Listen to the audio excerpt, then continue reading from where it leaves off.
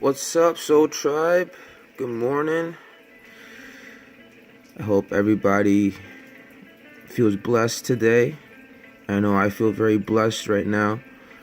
So I felt I would share some of my vibes with you guys. I wanted to talk today about love. Love is a word that very few people, in my opinion, know what it really means. I'm getting emotional right now just starting to talk about it.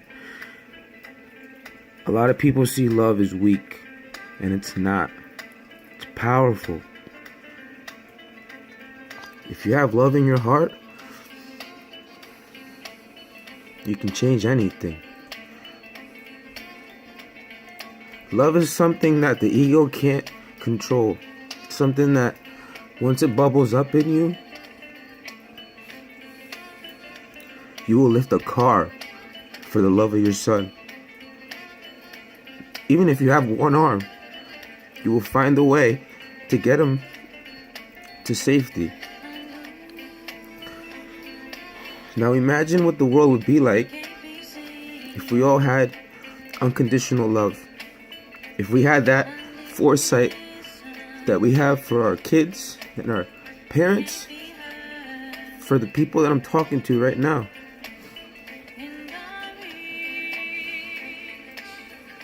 If I saw you as a brother or a sister, and I see you in pain, and I go and help you, think of the change that would cause in the world if we all did that.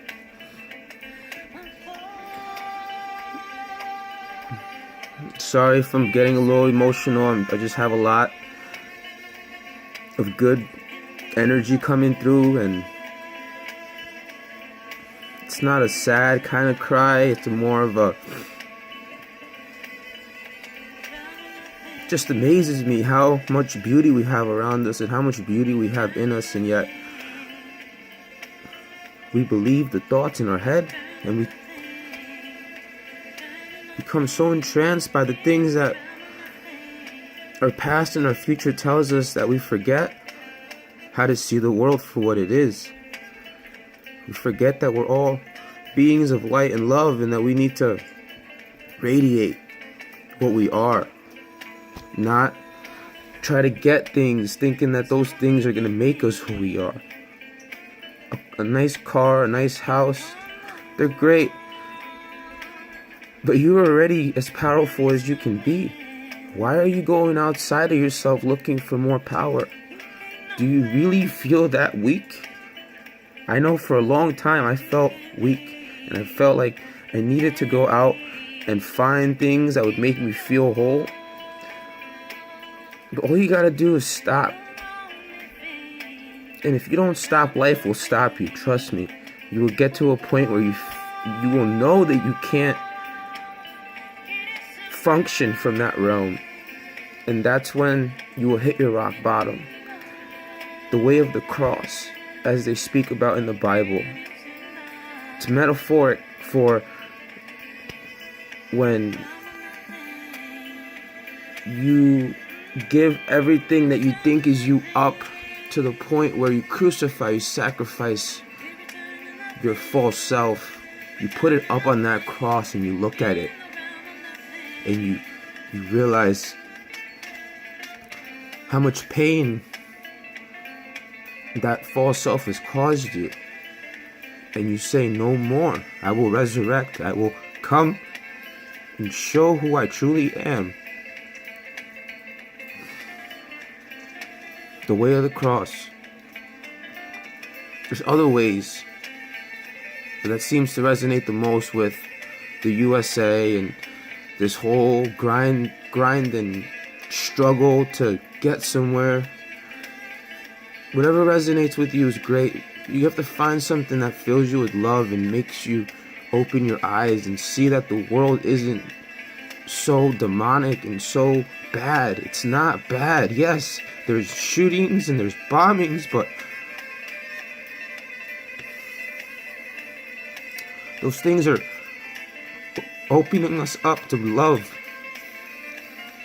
Every time you see somebody hurt It should do something inside of you and make you feel like, what can I do to prevent that next time?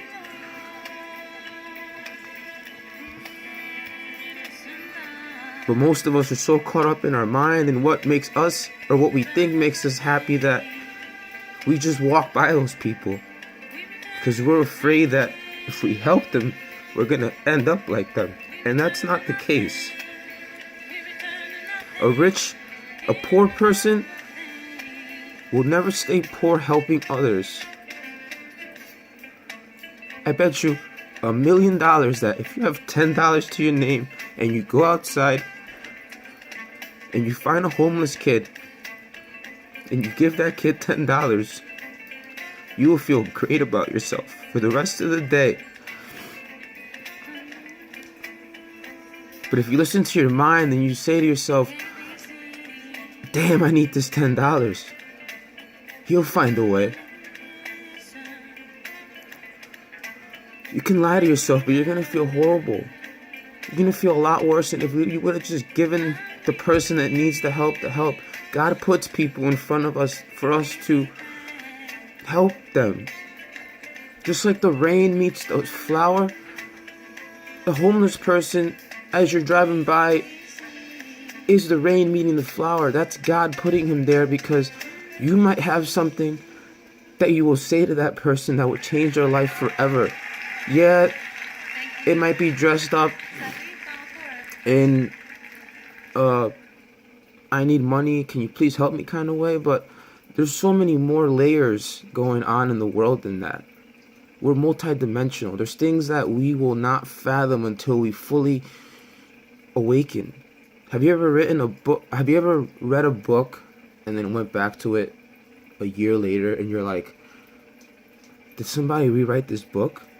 No, you opened up doorways that are now registering different things in your consciousness in that book. And life is just like that. The more you open yourself up to love, not conditional love, not if you do something for me, I will love you. I'm talking about, the kind of love I feel for my son.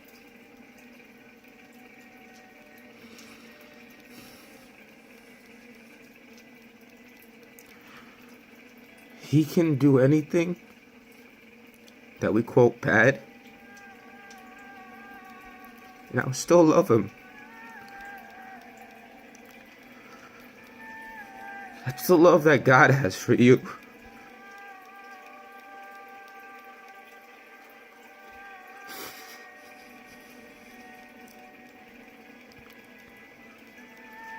I hope things clear up for you so you can see that. I know there's moments where I don't see it. But right now you better believe that I see it.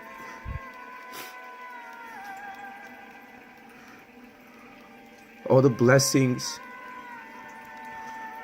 this group, the courage to do these videos, it's all coming from God, who is inside here, inside you. But you need to learn to tap into that frequency. And you need to let it do what it needs to do.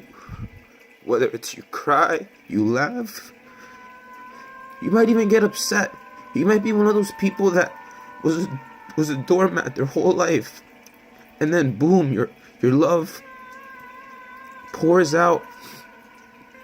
And you have to draw some boundaries to get yourself right. You might have to snap at a people or two. I've done it.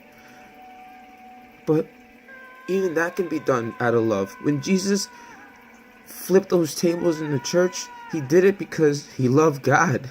And it hurt him to see the world the way it was. Just like it should hurt us to see the world the way it is.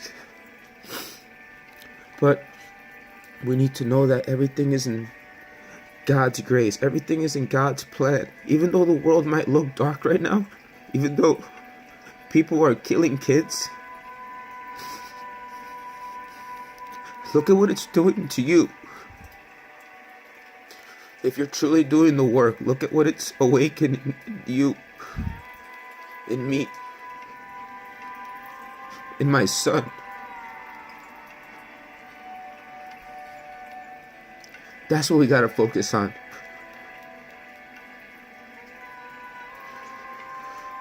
Not the hate.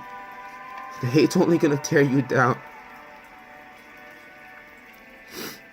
Because at the end of the day, hate is just love with conditions. If these people get wiped off the planet, I can love again. That's not true love. Unconditional love is looking at the terrorists and saying, damn, you must have had a fucked up life. But I'm gonna help you the best that I can. You know, most terrorists are recruited because of the hatred in their heart, not because of the love in their heart. So why are we still hating them? If we know that's what's powering them, why are we criticizing each other? When we know what it feels like when we're criticized.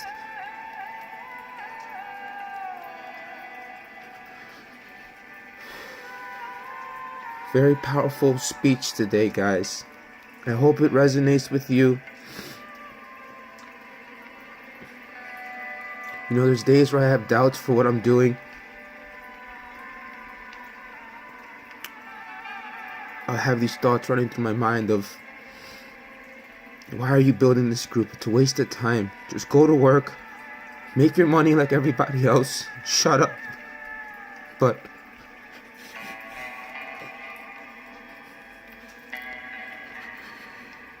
I see the world through different eyes.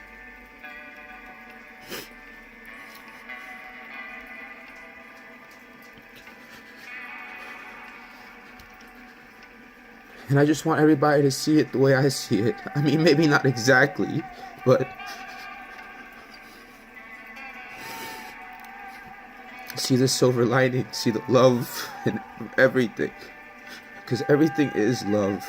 Love is the answer. Love is power, not the egotistical power. I'm talking about a power you can't control, a power that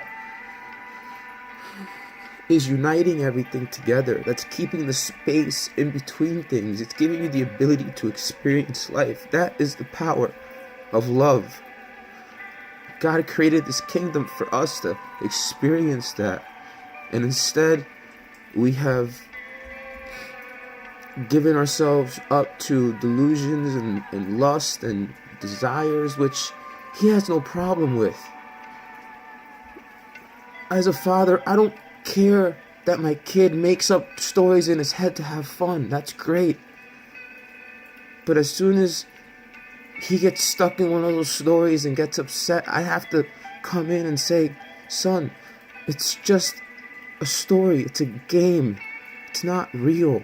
And that's what God is doing right now in our lives. He's stepping in through grace and saying, this life you're living is not temporary. You're not from this world, like Jesus said. Your soul cannot be restrained here.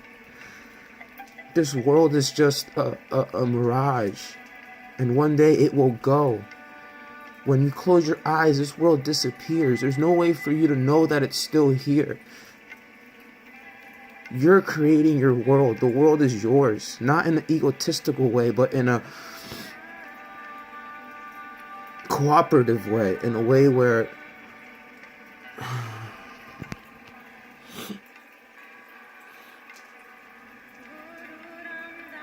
God knows what He's doing, and He's putting this playground in front of you for you to learn and grow and love. And those are the only 3 things that He wants you to do. Forget about the stresses. Forget about the criticism at work. Forget about the hearsay. Forget about what is true and what is false. These are all things that we've created, living in this world, playing these games, these make-believe stories. We don't know if in a million years from now, the facts that we hold dear will be the same then. We don't know that. So why are we lying to ourselves and saying that we know these things and we're smarter than the other guy because we studied this and not that? it's great that you push yourself and you learn and you study, but at the end of the day, we're all equal. We're all the same. And we all deserve the same amount of love. The same amount of love I want, you deserve. And God knows that. And He has that in line at the doorway, ready for us whenever we need it. We just have to get out of our own way. We have to let go and let God. And that's when things will line themselves up. That's when, metaphorically speaking, the sun will rise right what it needs to with certain things that are going on in our life, and the sun will set with certain experiences that are going on in our life. We won't have to grind it through. We won't have to figure out ways to get things to happen for our selfish desires. God will know what to give us. He will implement everything in place. He is the best host that you could ever ask for. But first you need to acknowledge that He's there and love Him and praise Him. Because at the end of the day, He is you. So you're only praising yourself. It's the sweetest short circuit loop you could ever find. Not only are you praising Him, but you're praising yourself. And by doing that, you're empowering yourself. You're filling yourself up with love and clarity and knowledge and wisdom. And that's it. That's all you have to do. Just stay there. Just stay in that loop. And I promise you, the people that are ready will come to you and they will wonder what you're doing. You won't have to even go out and say anything to anyone. There's all these sages I hear of that literally just sat somewhere and people gravitated to them. And then when they were sitting with them, they didn't even talk. They just stayed there in that loop, in that self-love loop. And people were just so grateful for their presence without even speaking. This stuff can't be spoken. This stuff has to be transmitted. Love has to be transmitted. When I show love to my son, I'm transmitting an energy to him. I'm saying, I love you. I care for you. No matter what you do, I am here. I can say that to you, but if I hate you, how do you know that it's true? You have to show it. You have to transmit it. So guys, get out there and transmit it. Transmit it to the people that criticize you. Transmit it to your parents. Transmit it to everybody that you can. Just ripple effect. Create a tsunami of love. Because at the end of the day, love will change the world. How many famous people need to be killed before we listen to their message? I mean, isn't it a coincidence that most leaders speak about love and how powerful and how important it is and how it will change the world, but yet most of us sit here and ask questions like, what's the answer to life, or what can I do to improve myself? But yet it just keeps being given to us time and time and time again. So I'm ready to listen. I hope you guys are ready to listen. Because the more of us listen, the more a reflection of love we will see around us. And the more we will feel as if when we were kids running around playing games, having a good time. Don't you guys miss that? Don't you guys miss not having stresses and not caring and just envisioning something in your mind and doing it and just having fun with it and then dropping it? Don't you guys miss that? I know I miss it.